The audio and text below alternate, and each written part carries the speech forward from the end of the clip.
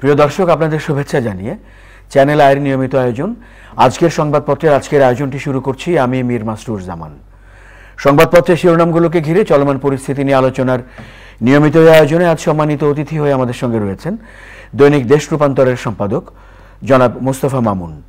আমরা স্বাগত জানাচ্ছি আপনাকে আমাদের মাঝে। তো সংবাদপত্রের শিরোনামগুলো আগে দেখে নিচ্ছি, তারপর আলোচনায় যাচ্ছি। দৈনিক যুগান্তর, সারা দেশে পুলিশের সাঁড়াশি অভিযানের 5 দিন, গ্রেফতার 5 সহস্রাধিক। সব সহিংসতার স্বচ্ছ ও বিশ্বাসযোগ্য তদন্ত হওয়া উচিত, জাতিসংঘ মহাসচিবের মুখপাত্র। অ্যানি পার্থ সহ 24 ঘন্টায় গ্রেফতার আরও 1300।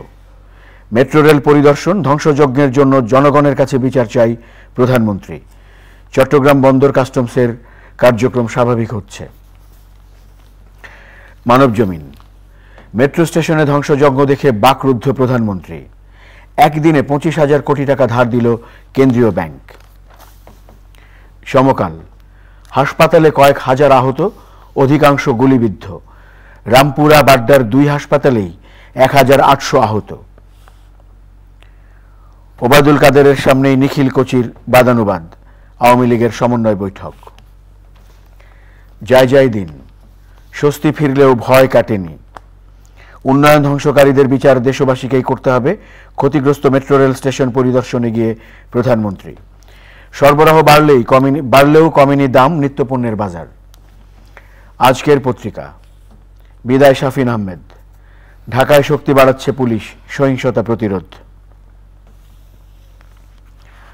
কালবেলা, নড়বড়ে আওয়ামী লীগ, দুর্বলতা স্পষ্ট, বিএনপি আরেকবার চ্যালেঞ্জের মুখে। দেশ রূপান্তর,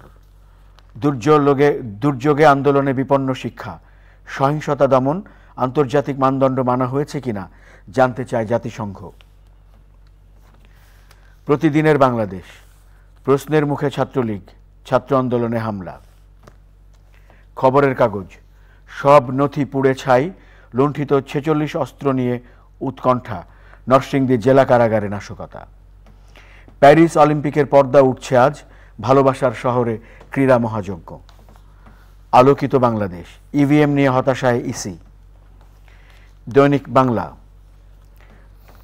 পুলিশ মারলে 10,000, ছাত্রলীগ মারলে 5,000 টাকা পুরস্কারের ঘোষণা ছিল ডিবি।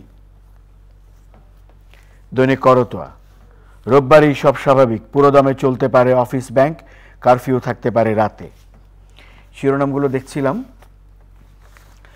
আজ একটি বড় শিরোনাম হয়ে এসছে, গত কয়েকদিন ধরেই আমরা যেমন দেখছি যে গ্রেপ্তার চলছে অভিযানে, নাশকতাকারীদের